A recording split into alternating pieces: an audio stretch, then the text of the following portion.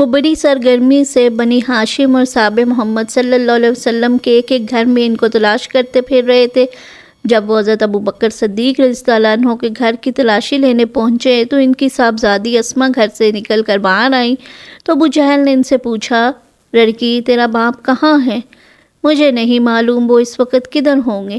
ان کے اس جواب پہ وہ آگ بگولا ہوا اور ہاتھ اٹھا کے ان کے چہرے پہ ایسا زوردار تھپڑ مارا کہ ان کی بالی کان سے نکل کر زمین پہ جا گری۔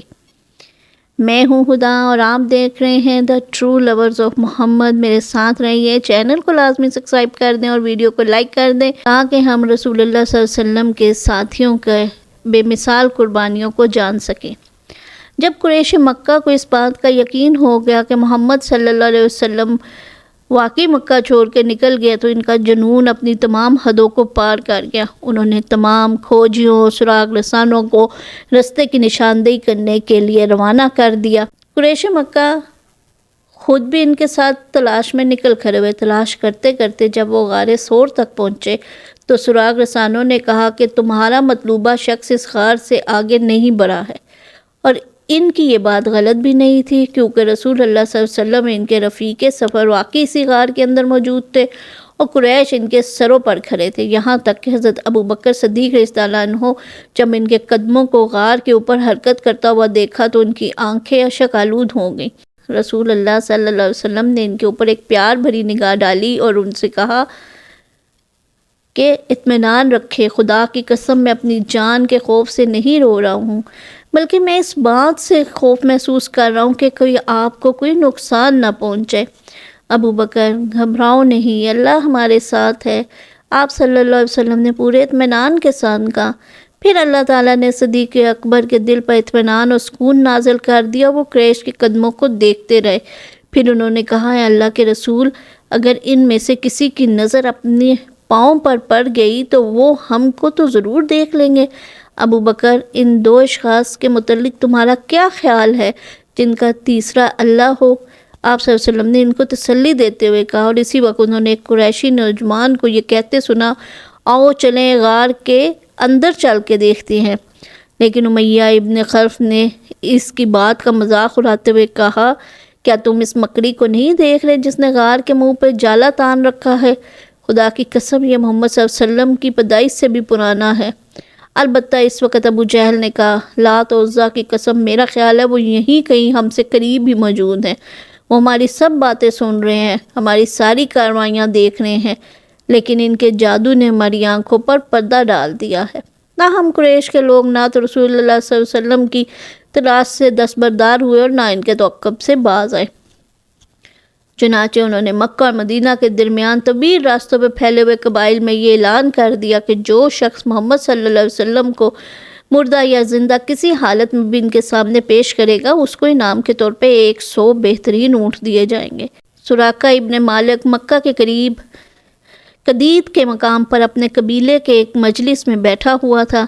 اسی دوران قریش کا ایک قاصد وہاں پہنچا اور اس نے ان کے سامنے اس بڑے انعام کا اعلان کیا جس کو قریش نے اس شخص کے سامنے رکھا جو محمد صلی اللہ علیہ وسلم کو لے کے آئے گا۔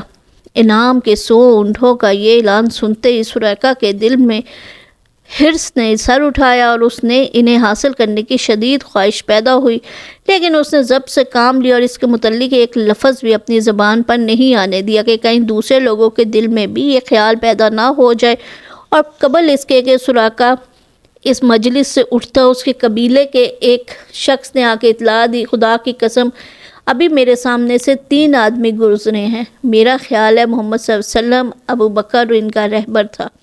مگر سراقہ نے اس کی تردید کی، نہیں، وہ فلاں قبیلے کے لوگ ہیں جو اپنی گمشدہ اونٹنی کو تلاش کرتے ہیں، شاید وہی ہوں۔ اتنا کہہ کے وہ شخص چپ ہو گیا۔ سراقہ اس خیال سے کہ کچھ دیر تک وہیں ٹھہرا رہا کہ کہیں اس کے اٹھنے سے اہل مجلس کو کوئی شبہ نہ ہو۔ جب لوگ دوسرے موضوع پر گفتگو کرنے میں مصروف ہو گئے تو وہ دھیرے سے وہاں سے کھسک آیا اور تیزی سے اپنے گھر کی طرف چل پڑا۔ گھر پہنچ کے اس نے چپکے سے اپنی لونڈی سے کہا کہ وہ اس کے گھوڑے کو لوگوں سے بچا کر نشیب کی جانب لے آئے۔ اپنے غلام کو حکم دیا کہ وہ اس کے ہتھیار گھر کے پیچھے سے نکال کر لے جائے تاکہ کوئی دیکھ نہ سکے اور انہیں گھوڑے کے قریب ہی کہیں رکھ دے۔ سراقہ اپنی ذرا پہنے بدن پر ہتھیار سجائے گھوڑے پر سوار ہو کر دور پڑا تاکہ اس سے قبل کہ کوئی دوسرا شخص محمد صلی اللہ علیہ وسلم تک پہنچ جائے وہ ان تک پہنچ پائے۔ سراقہ اپنے قبیلے کے دوسرے شہ سواروں سے بہت زیادہ بہادر تھا۔ اس کا قد لمبا، سر کافی بڑا تھا اور وہ ایک تجربہ کار سراغ رساں بھی تھا۔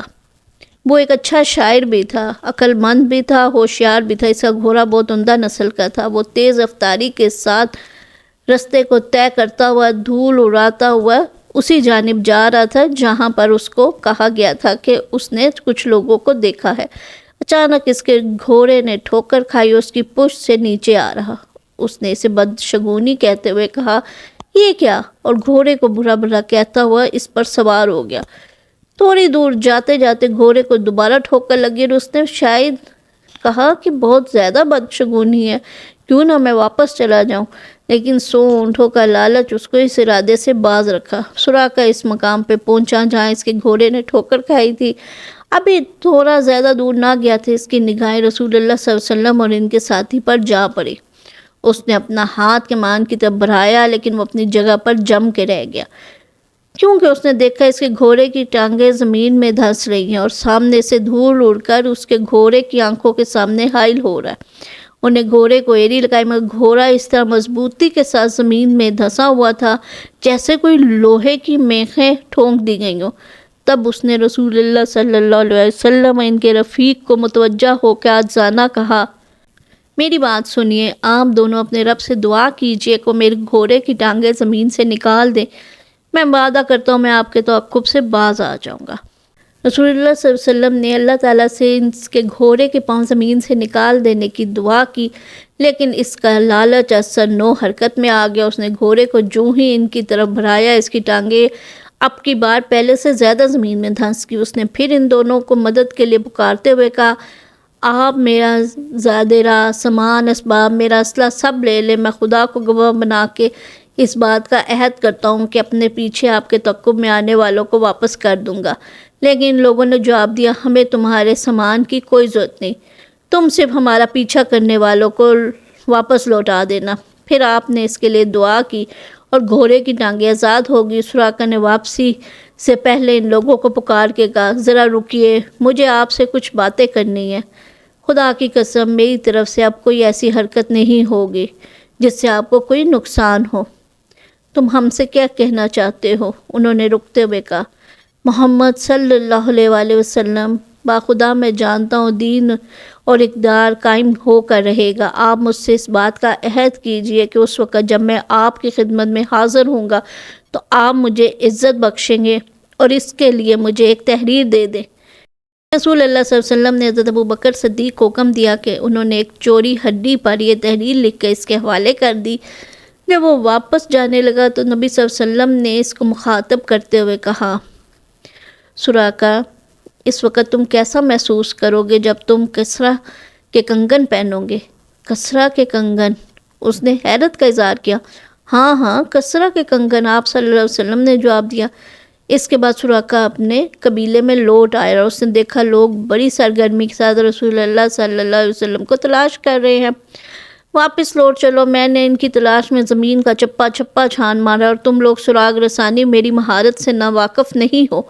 اور وہ لوگ واپس لوٹ گئے۔ اس نے رسول اللہ صلی اللہ علیہ وسلم و حضرت ابوبکر صدیق کے ساتھ اپنی ملاقات اور باہم طے ہونے والے عہد و پیمان کو پوشیدہ رکھا۔ جب وہ ان کو یقین ہو گیا کہ وہ لوگ قریش کی دستے سے بچ کے اپنے محفوظ ٹھکانے پر پہنچ چکے ہیں، تب اس کا انکشاف کیا۔ جب ابو جہل نے یہ خبر سنی تو اس کے عدم تعاون، بزدلی اور وقت موقع کو ضائع کرنے پر اس کو بہت ملامت کیا۔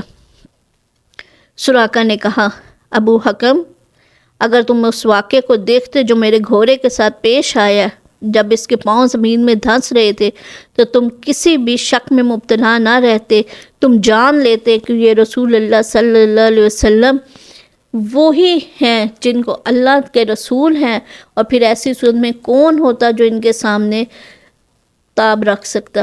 زمانہ اپنے معمول کی رفتار سے گردش کرتا رہا، سورج مشرق سے طلوع ہوتا اور مغرب میں ڈوبتا رہا، دن مہینوں اور مہینے سالوں میں بدلتے رہے، یہاں تک کہ وہ وقت آ گیا جب وہی محمد صلی اللہ علیہ وسلم جو بے یار و مددگار، بے کس، لاچاری کی حالت میں رات کو چھپ چھپا کے مکہ سے نکلے تھے، ہزاروں چمکتی تلواروں کے سائے میں قریش کے بڑے بڑے معزز سردار اور ان کے عظیم و مرتبہ متقبل لوگوں کے سامنے گھوڑے پہ بیٹھ کر تشریف لائے، اور وہ پوچھ رہے تھے کہ آپ ہمارے ساتھ کیا سلوک کریں گے۔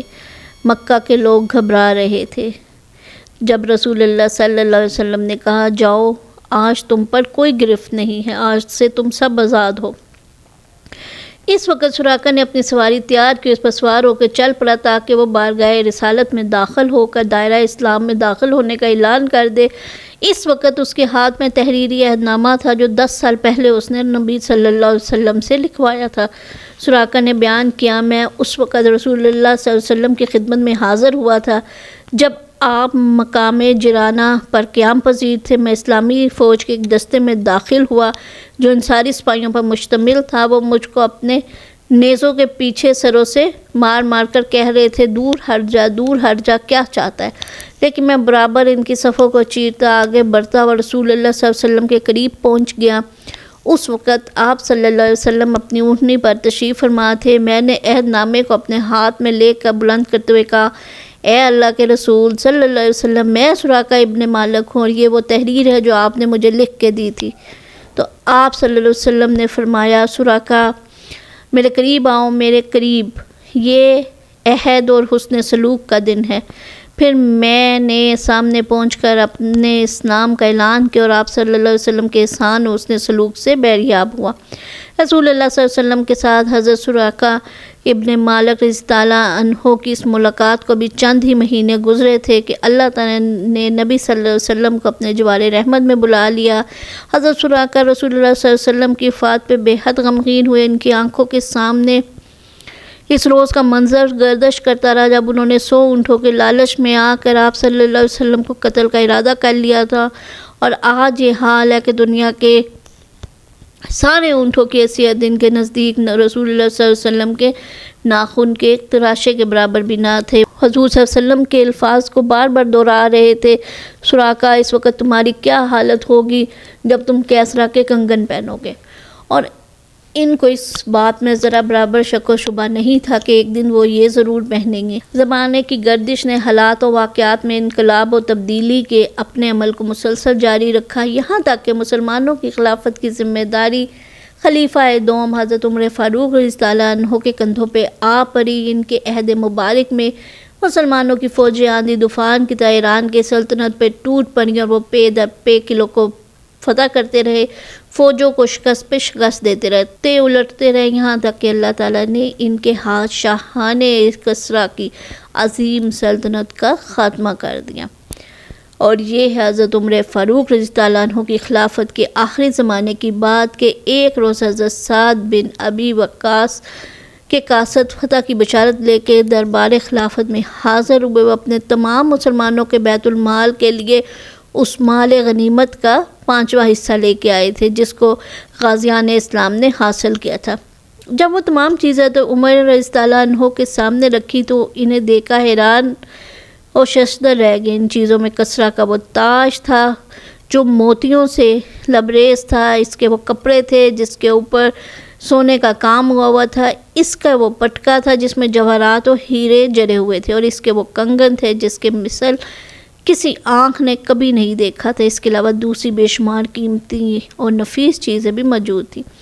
حضرت عمر اس قیمتی خزانے کو ایک چھری سے اس وقت ان کے سامنے الٹ پلٹ کر رہے تھے۔ پھر انہوں نے اپنے گرد و پیش کے لوگوں کو متوجہ کرتے ہوئے کہا، جن لوگوں نے اس امانت کو ادا کیا ہے یقیناً وہ انتہائی امانت دار لوگ ہوں گے۔ خلیفہ کی یہ بات سن کے حضرت علی ابن ابی طالب عنہ نے کہا جو اس وقت وہاں موجود تھے، امیر المومنین، آپ کے رعایا بھی آپ کی طرح ہی ہے، جس طرح آپ نے ان کے مال پر دسترازی نہیں کی اسی طرح آپ کی رعایا بھی مال کا غلط استعمال نہیں کرتی۔ اس وقت جو عمر رضی اللہ عنہ نے سراقہ ابن مالک رضی اللہ عنہ کو طلب فرمایا، ان کو کسریٰ کی قمیض، اس کا پاجامہ، اس کی قبا، اس کے موزے پہنا، اس کی تلوار اور پٹکا ان کی کمر پہ باندھا، اور اس کا تاج اس کے سر پہ رکھا، پھر دونوں کنگن، جی ہاں دونوں کنگن ان کے ہاتھوں میں پہنائے۔ اس وقت مسلمانوں نے بلند آواز سے نعرہ لگایا، اللہ اکبر اللہ اکبر اللہ اکبر۔ پھر حضرت عمر رضی اللہ عنہ ان کی طرف رخ کر کے فرمایا، واہ واہ خدا کی شان، ایک معمولی بدو اور اس کے سر پہ کسرا کا تاج اور ہاتھوں میں اس کے کنگن۔ پھر آسمان کی طرف سر اٹھا کے کہا، خدایا تو نے یہ مال اپنے رسول اللہ صلی اللہ علیہ وسلم کو نہیں دیا، حالانکہ وہ تیرے نزدیک مجھ سے زیادہ محبوب تھے، اور تو نے یہ مال ابو بکر کو بھی نہیں دیا، حالانکہ وہ بھی تیرے نزدیک مجھ سے زیادہ محبوب تھے۔ تو نے یہ مال مجھ کو عطا فرمایا، میرے معبود میں اس بات سے تیری پناہ چاہتا ہوں کہ یہ مال تو نے مجھے اس کے فریب میں مبتلا کرنے کے لیے دیا۔ پھر جب تک انہوں نے وہ سارا مال مسلمانوں میں تقسیم نہیں کر دیا، وہ اپنی جگہ سے نہیں اٹھے۔ یہ تھے ہمارے عظیم الشان صحابہ اور ان کی بے مثال قربانیاں اور ان کی بے غرض محبت جو رسول اللہ صلی اللہ علیہ وسلم سے انہوں نے کی۔ میرے ساتھ رہیے تاکہ ہم اگلے صحابہ تک پہنچ سکیں۔